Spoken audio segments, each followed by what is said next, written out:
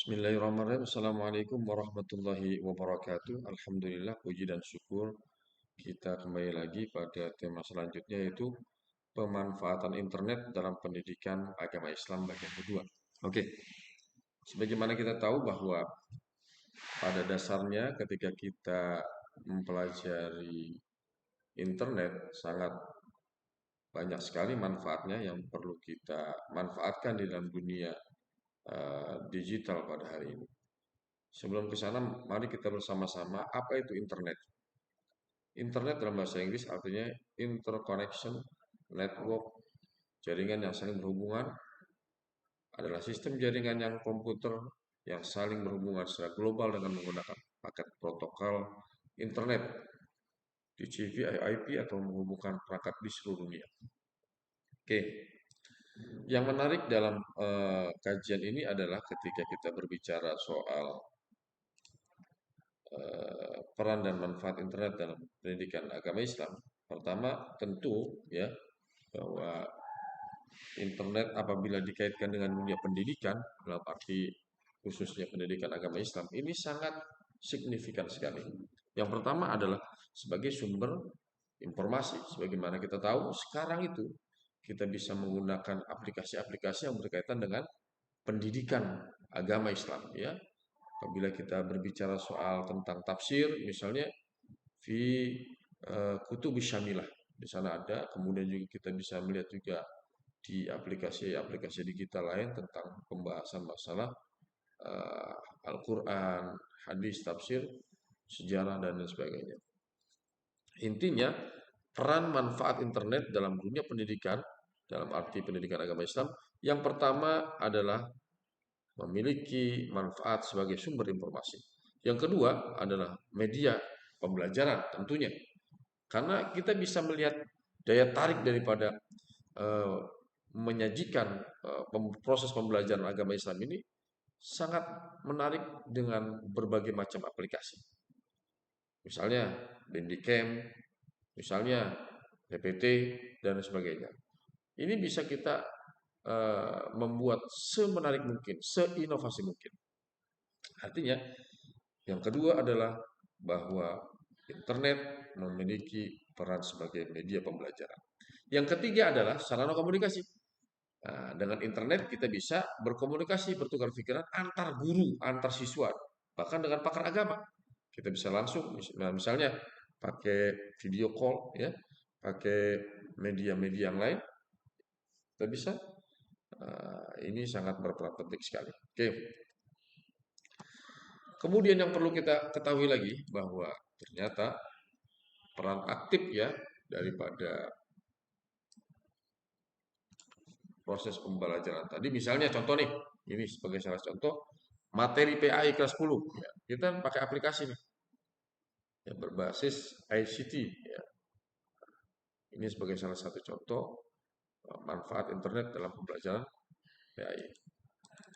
Kemudian selanjutnya adalah peran manfaat internet dalam PAI. Sangat jitu diantaranya sebagai platform dakwah. Nah, dakwah itu bisa digunakan juga lewat internet ya. Kita bisa bikin website, blog, kemudian media-media online yang lain yang berkaitan dengan dakwah kita. Sangat berperan penting contoh nih ya ketika kita untuk bisa share kemana-mana, misalnya ke Facebook ya, kita ceramah bisa di-share kemana-mana. Nah, peran manfaat internet dalam PAI banyak sekali. Satu, meningkatkan minat belajar siswa ya, supaya menarik dan interaktif. Kemudian juga ya, mempermudah akses informasi. Siswa dengan mudah mengakses informasi Islam yang dibutuhkan oleh berbagai sumber internet. Wah, banyak sekali. Sangat mudah ya. Kemudian meluasnya jangkauan pembelajaran. Jadi kita bisa menjangkau berbagai macam elemen ya yang berkaitan dengan ruang dan waktu. Jadi kita gampang misalnya kita bisa berbicara di teman-teman yang ada di Bandung, teman-teman yang ada di atau siswa-siswa yang ada di berbagai macam daerah. Kemudian juga yang sangat penting juga peranan dan manfaatnya peran media internet ini adalah meningkatkan pemahaman agar kita di dalam menggunakan multimedia ini bisa juga meningkatkan pemahaman siswa terhadap materi-materi yang akan kita kaji. Ya, kemudian juga penerapan internet dalam pendidikan agama Islam. Satu, guru dapat menggunakan platform pembelajaran online seperti Google Classroom, Moodle, Schoology dalam penyampaian materi PAI baik di kelas secara virtual, ya, memberikan apa namanya eh, tugas dalam pembelajaran. Banyak sekali webinar, seminar online, video pembelajaran dan lain-lain. Artinya penerapan internet itu sangat berperan penting ya di dalam proses pembelajaran. Apalagi yang berbasis online. Kemudian juga sumber informasi sebagai dan materi. Ya, kita tahu banyak sekali ya kita bisa lihat seperti contoh e-book dan audiobook.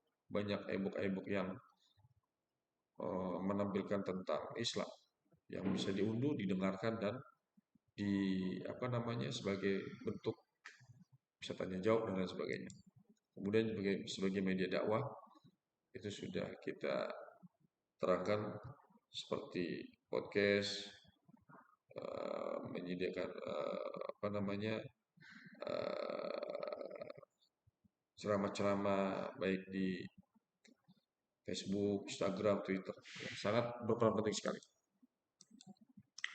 Nah, ini sisi lain. Hambatan perkembangan dalam pendidikan Islam tentunya ada ada sisi positif negatif ya. Misalnya kita bisa lihat kesenjangan akses internet ya. Tidak semua siswa atau audiens itu memiliki akses internet yang memadai. Ada juga yang masih di perkotaan, di apa perdesaan yang terpencil. Kemudian biaya internet yang begitu relatif mahal. Kurangnya infrastruktur internet di beberapa daerah. Kemudian kualitas konten juga ini berpengaruh, ya. Hambatannya tuh, ya. Karena kalau kita nggak pandai-pandai, ya menyerap informasi itu kadang-kadang menyesatkan juga, ya. Ini sisi sisi apa negatifnya ya. Kemudian ada konten-konten pornografi ketika kita lagi nonton tiba-tiba dia muncul sendiri. Nah, kurangnya konten yang mendukung kualitas dalam pembelajaran PAI yang menarik ya. Nah, justru ini tergantung eh, kitanya dan tergantung aplikasi apa yang kita gunakan ya. Oke.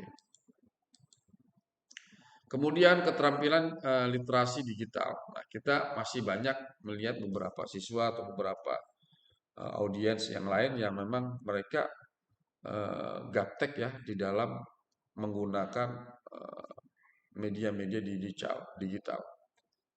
Ya, jadi juga masih ada orang yang beranggapan bahwa uh, pendidikan agama itu tidak harus disajikan dengan secara online, nggak ada berkahnya gitu. Tapi sisi lain dalam pandangan orang yang mengatakan bahwa kalau pengen langsung ya kita langsung apa namanya bermuajahah gitu ya, tatap muka. Kemudian juga faktor faktor apa namanya hambatannya yaitu faktor ekonomi ya, kurangnya dana, kurangnya insentif bagi guru-guru nih, guru-guru PAI ya, terutama dalam proses pembelajaran ya. Kita tahu sendiri. Harapan kita sih mudah-mudahan ya eh, dari apa yang tadi saya sampaikan.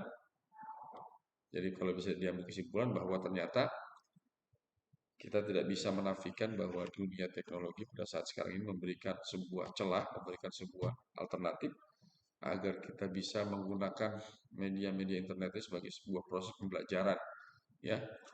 Misalnya dengan menggunakan aplikasi edukasi net, ya pembelajaran berbasis internet, penggunaan telematika, e-learning, blog multimedia, resource center, kemudian beberapa juga pemanfaatan teknologi yang perlu kita gunakan sebaik mungkin. Kenapa? Karena pada intinya supaya semua ini bisa meningkatkan kualitas pendidikan yang berbasis agama Islam. Itu aja intinya. Intinya, jadi ketika kita masuk ke dunia internet, masuk ke dunia online, digital, itu agar pembelajaran ini semakin mudah, efisien, tidak ada masalah. Walaupun tadi kita lihat ada beberapa hambatan, tapi itu bisa kita minimalisir dengan penggunaan media-media yang mendukung daya tarik, inovasi, dan kreativitas kita sendiri di dalam menggunakan aplikasi itu. Mungkin itu saja yang bisa saya sampaikan, mudah-mudahan bermanfaat dari saya. Sekali lagi, wallahul muwafiq ila aqwamit thoriq. Wassalamualaikum warahmatullahi taala wabarakatuh.